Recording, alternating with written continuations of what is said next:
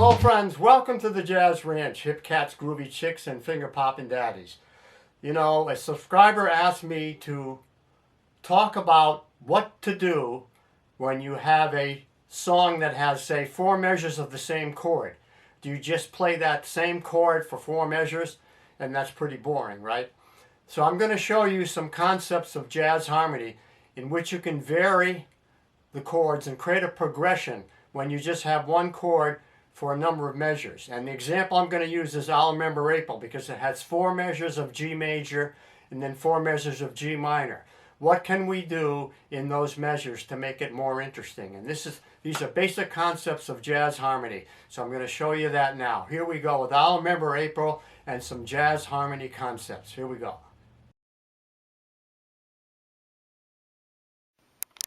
Here we have a lead sheet for the song I'll Remember April. It comes from the Colorado book. It's a fake book. You can see the first 4 measures here are all G major, and the next 4 measures are all G minor. So that's 8 measures of G. And the same thing for the real book. This is the real book, another fake book, and it has first 4 measures G major 7, G6, next 4 measures G minor 7, G minor 6. So that's 8 measures of G. What can we do with this? Let's look at some possible solutions to make this more interesting.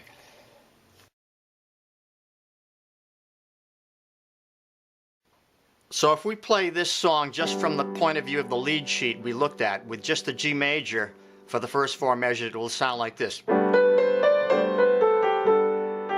That's pretty boring, right? We could put a 6 in there. That's a little better than a G minor. But let's look at something else. Let's look at the idea of like a basic principle of jazz harmony, and that is that any chord can be approached by its related 5 chord. So in G major it would be a D7. In other words, 1, 2, 3, 4, 5. So D7, now we can approach the G from that. So we can start out with the G. Then right here we can put the 5 chord in. So now once we put the 5 in, we can put the 2 in front of that. We can approach the 5 chord with its related 5, which would be an A7. Or we can change it to A minor, which now makes it a 2-5-1 into G, like this. You see that? 2, 5, 1, and then 5 again. Or now minor. There's the 1, now here's its 5. Okay, so that's the 2-5-1 approach now. That you can always put a 5 in there where you want to approach another chord, so it gives you a little bit more of movement than you would have just sitting on that one note of the G. Let's look at another example. The next thing to understand is the idea of what I call scale tone sevenths. Now that just means you have, in the key of G, you have this scale. If we harmonize it in thirds, it's like that. Harmonize it in chords, it's like this. And then in sevenths, like this.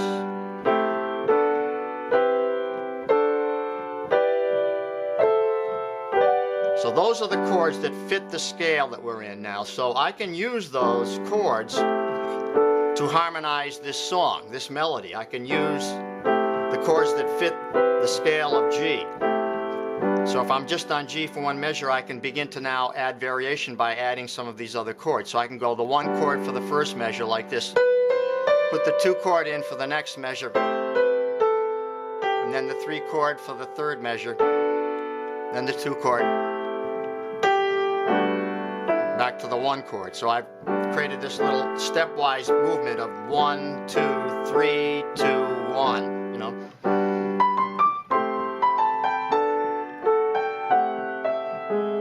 Now the minor, I can do the same thing with this, but on this one I'm going to do something a little different. I'm going to go minor, then I'm going to move the harmony up like to the 5 to a sharp 5, to a 6, and back to a sharp 5. So I have this. See, that's a little better than doing something like this. Doesn't really, playing up the scale doesn't really work on that particular part of the tune where we're on a G minor, but this does. So it can either ascend that way or it can descend this way, and it'll work for the minor chord. So now we'll look at reharmonizing or revoicing these root position chords in the next step.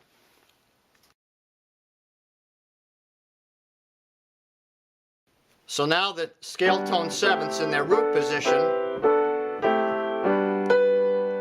are sort of getting in the way of the melody, so I can just move them down one inversion. So G will now move down to here. So I'm just taking the top note, putting it on the bottom, revoicing it like that. Then I drop the root and add the ninth. So now I have these voicings: G major 9, A minor 9, and here I'm going to play this as a G major 7 but inverted. In other words, in this first inversion but with the ninth down here. So I have that.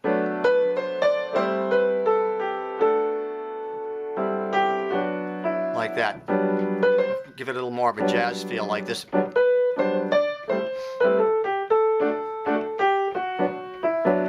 Now I'm going to do the descending line on the minor here.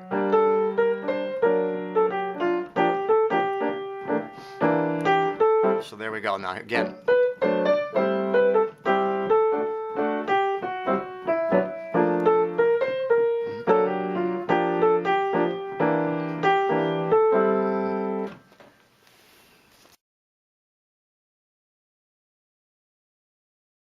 The next example, I'm going to use broken tenths. Now, those first examples were all block chord type of approach with the melody up here.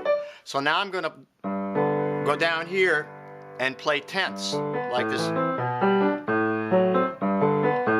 Like that. Now, there's a variety of ways you can play these, but just for now, I'll show you one way you can do it.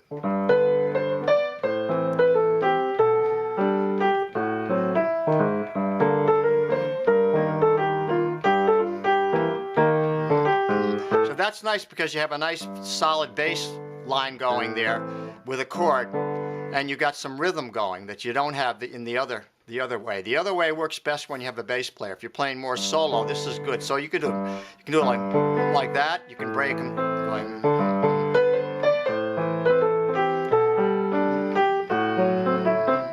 So I'm playing a G major there now, A minor here, G chord with a B in the bass, and then I go to a D7, like a D7 with an A in the bass. So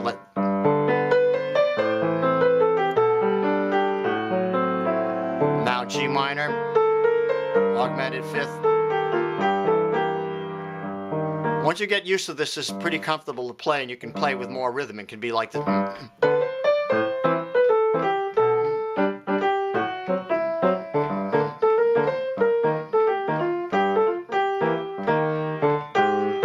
So like that.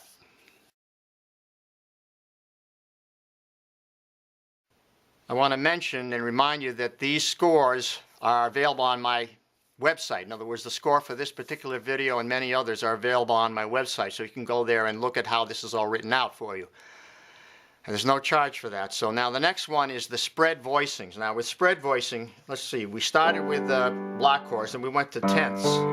Now with this spread voicing, I'm going to do sevenths in the left hand and then fill in the harmony here. See, I don't need to put that third there because I have it in the melody. So I'm going to have this sound. So now instead of just staying on a G chord, now we're moving it harmonically up through that scale, those scale tone sevenths, sort of in parallel motion like this. G major, A minor, B minor 7, C major 7, B minor 7, A minor 7. Then I put a C dominant 7 here to approach the B minor.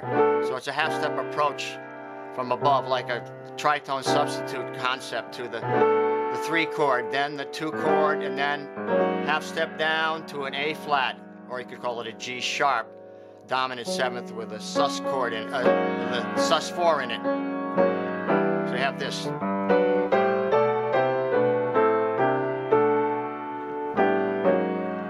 If I played it in tempo, it'd be.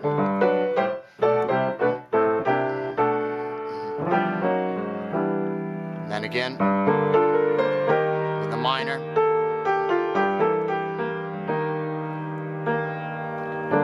I'm using tenths now here for the minor chord. I could do it like this if I wanted to.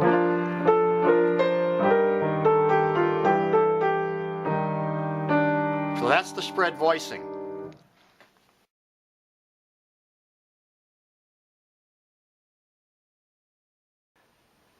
The next example is what I call a right-hand chordal technique with the left hand playing a bass line. In this case, it's a left-hand Bas Atinado. That just means it's a repeating pattern like this. And you'll see that this song is often performed like this in a Latin style.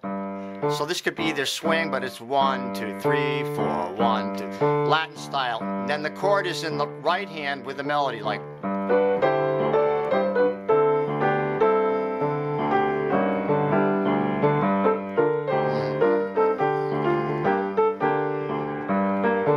So that's really nice. That's a Bas Atinado now. You could play it.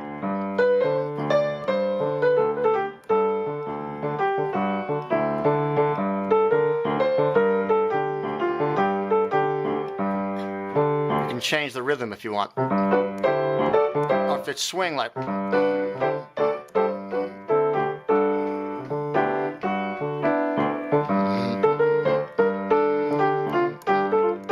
Latin is.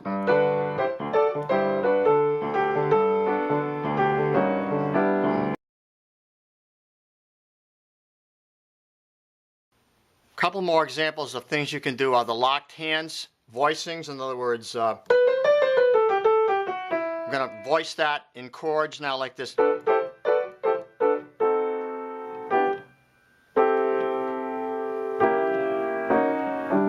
And then I'm going to double that top note. So these move in a locked position, like.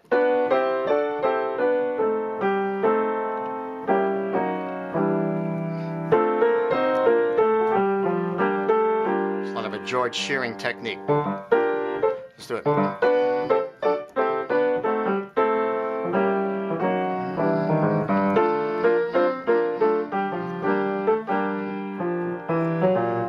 So that's a famous technique that was made popular by George Shearing. Milt Buckner originated it, but George Shearing made it very popular. In fact, this was one of his signature songs, I'll Remember April, so you might want to check that out. We'll move on to one more example.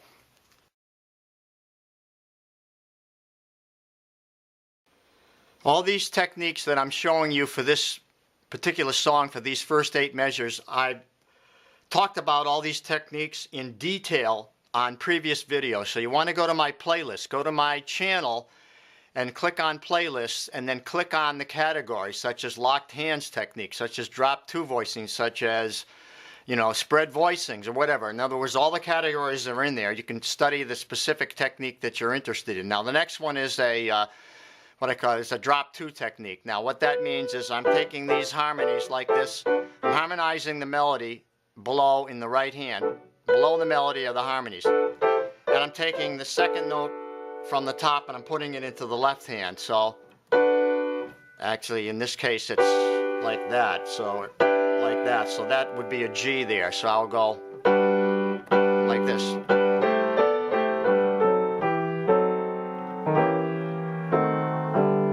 Kind of in a way the prettiest sound. Read.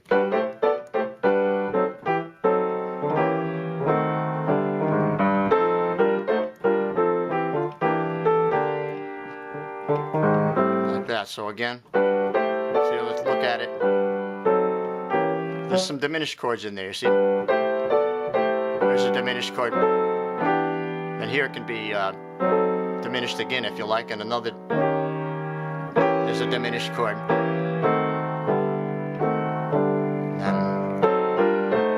Diminished again. So that's a really nice sound, the drop 2. So there you see some different ways you can approach a song that just has one chord for say 4 measures or 8 measures or so on, how to vary it with various techniques, using the scale tones, sevenths, using the vamp type of approach, using the left hand tenths approach, harmonizing in the scale, using the spread voicings, and the drop 2 voicings in the locked hand. So you can look up each one of these. The Bas Atinado or bass lines. You could use a walking bass line, you know, or a 2-beat bass line